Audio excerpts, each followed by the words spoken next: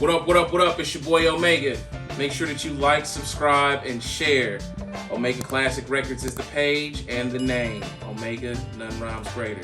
Thanks for tuning in. So, we getting at you with part 2, act 2, rather, of the Kanye 3-part series, Genius.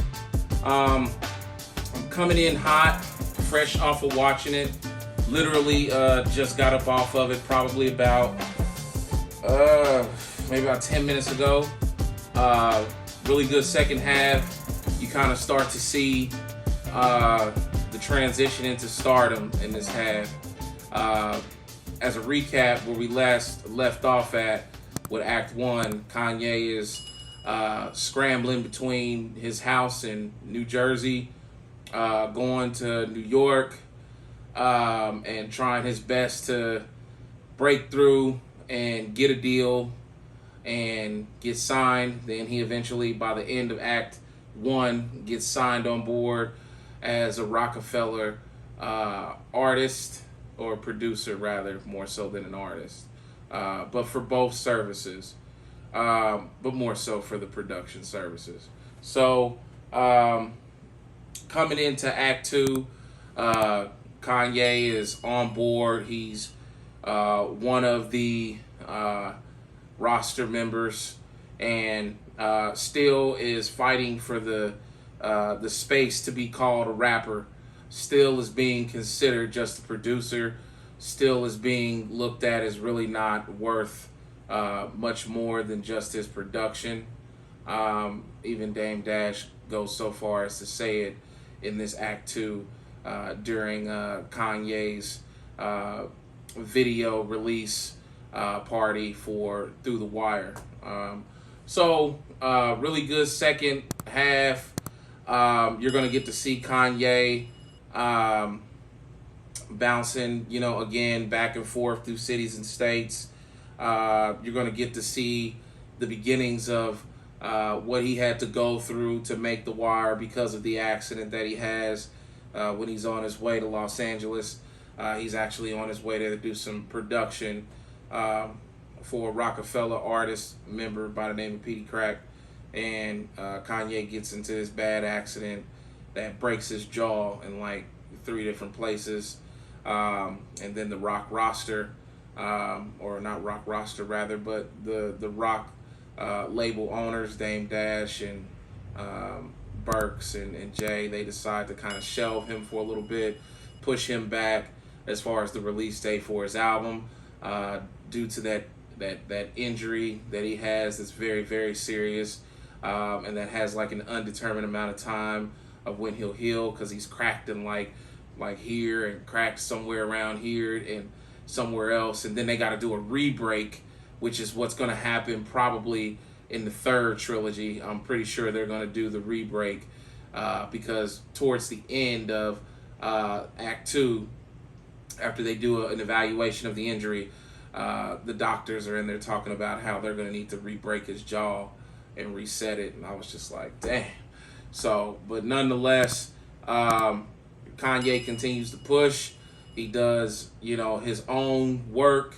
He pays for it out of pocket. He pays for the Through the Wire video, which he states costed like $33,000. He puts the money up for that. He puts the money up for all of his own production. He's doing it out of hotels. He's doing it like at the end of studio sessions with other artists that have booked him for production. So like he literally is like in the studios, and he makes a stop at Pharrell's studio, and he goes in there and does some work with Pharrell, and then lets Pharrell hear Through the Wire. And then when guys leave, he's literally like seeing how much time they had left on the studio books, because some of them guys leave, they'll have a few minutes or so left, and he'll just take that time and work on his own album. So he's like literally picking up the scraps to try to put his own shit together, because he's not given a recording budget by the label of which he has just been signed to.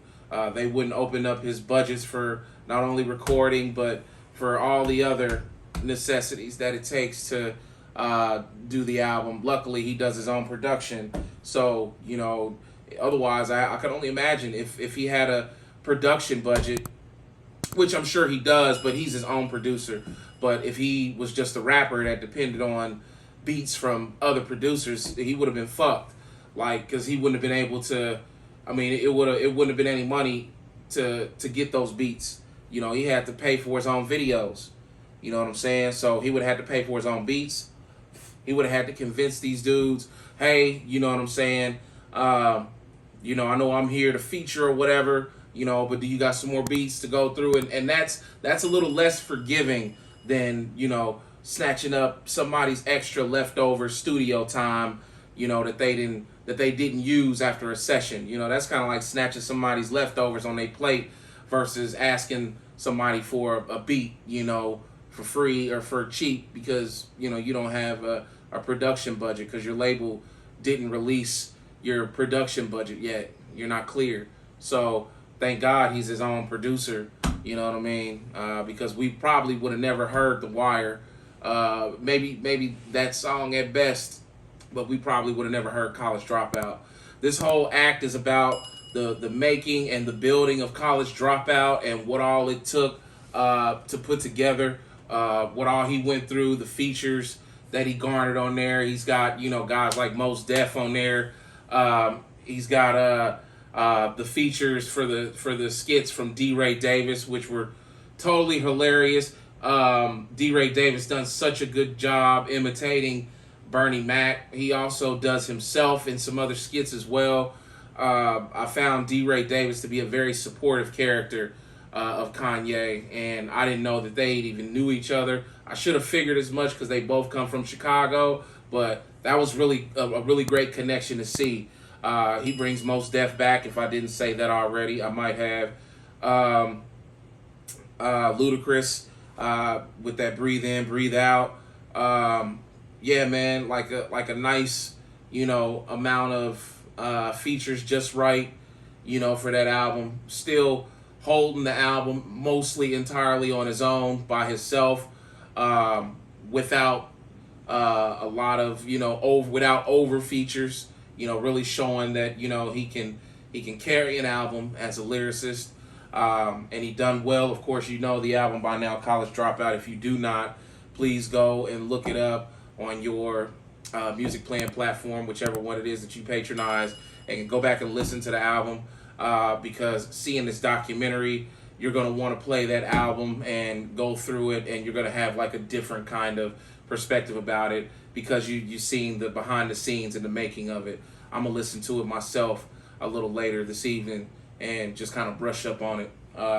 But yeah, he goes through them trials, and then finally he has the release party for the video for Through the Wire. He paid out of pocket for the video, like I said, and it just does really well. It gets picked up by all these different entertainment outlets. He's going around making his rounds, you know, even Tavis Smiley sitting down with him, more MTV sit downs, 106 in Park, I believe, and the album is just the song is just taking off on its own, and it's doing great because it had just so much substance and meaning. Because he's literally rapping the whole song through the wires in his teeth, that due to the accident they had to wire shut. So he's literally rapping through that. I mean, jaw still broken and still in healing, and wires all in his teeth, and you get to see him take them out too. Like, you get to see, you know, he's like, hey, telling the dentist or the doctor, whatever the surgeon is, hey, I want to keep those for my mom, you know, and keep the blood on them. You know, my mom wants them. And of course, you know, the dentist is an Asian guy or white guy. They don't understand shit like that. You know, when it comes to black children and especially black men and their mothers, you know, my mother has kept my teeth, you know, through the whole ride of my life. You know what I'm saying? As a kid, she still got them teeth like in a bag, in a safe. So, but they don't understand that kind of shit like that. You know, it's just a part of our African Americanized culture, and a part of the bond that a black child shares with their parent, you know, especially the mother. And especially when you're talking about a single mother and and a son. You know what I'm saying? So the doctor then asked him 2 or 3 times why you want to keep him, and then why you want to keep the blood on him. Let me clean him, and he's like, no, shit, leave the blood on there. My mama want him like that, man. You know what I'm saying? Shit. So, yeah, man. So you're gonna see that. You're gonna see them unwiring his jaw. You're gonna see him get the bad news that they got to re-break it. You're gonna see him continue to push on and push on all the way to the point of when Rockefeller finally releases the all budgets as a go to do the album, College Dropout. At that point, Kanye is all in. Boom. He's trying to shoot videos for Jesus Walks. He's trying to, get choirs involved for other pieces. He's reaching out to, all of the vessels that he wanted to continue to put this album together. You know what I'm saying? And he also, you're also going to witness him and Cootie, which is the film guy, kind of drift apart a little bit, and that's due to Kanye's, busyness and going on tour and etc. But Cootie, glad to see him kind of use what he has garnered from working with Kanye in his business relationship and go on and grow his career shooting videos and doing videography for Mos Def, I believe. Man, he did videography for quite a few dudes, and he starts to kind of grow, and you kind of start to see him, Cootie, and his guy, get more work, and they picking up traction. Then Kanye calls him back. He's like, hey, I want to reshoot Jesus Walks because this didn't come out as well as I thought, and then they come back together, reshoot Jesus Walks, and then it starts to come on into the end of the doc. Kanye is Grammy nominated, about 10-time nominations. He ends up winning 1. I can't remember what category. And you get to see him make that Grammy speech that he's been talking about the whole time, that he's been saying he's been planning for since, before he moved to Jersey, I believe. He was talking about it in Act 1. So, yeah, really good part 2. More of Miss West coming in there and inspiring him in the studio. She gets to come in and see him and Puffy, in the studio together, and she's hanging around, and I think she probably did like a if I am mistaken, I'm trying to think of the album. They don't show her doing any recording, but I imagine that she was probably there, not just for support, but I think she probably said a couple words, if I'm not mistaken, on College Dropout. So, man, really good Act 2. You're starting to see, Kanye more emerge, more the emergence of Kanye. You're starting to see him come into what he's always said that he was, but in the public light, and you're starting to just see that star gather. You know what I mean? He always knew it, but now people are starting to understand it. It also shows his first home purchase, which was a gorgeous home in Los Angeles. Dope home. Looks like it was up in the hills, overseeing the whole city. I was like, that's what's up. So that was really good,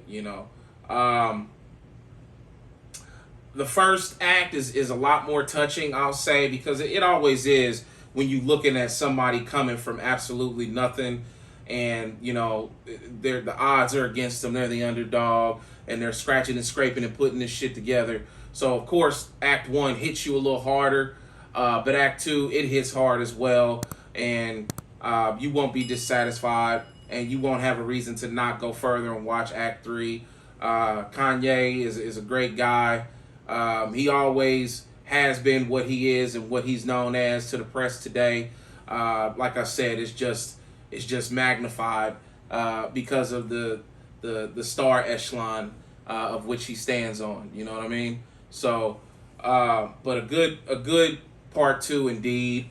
I'm looking forward to part 3, which I believe airs like March. Man, I forgot that fast. It's March something.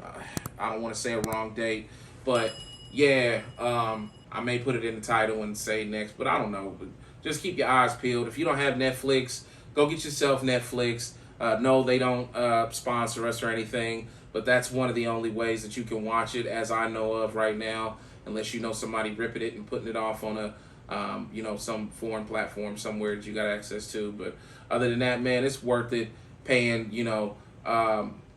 the little $8 a month for, a couple of months to watch the 3-part series, especially if you're a rapper, once again, or producer. Once again, this is your homework. This is your motherfucking job. You should not be missing this. If you are missing it, you're trash, trash, trash, period. This is all a part of the game. This is how you're going to learn. This is how you're going to educate yourself. And there's nothing greater than to see one of the greats and how they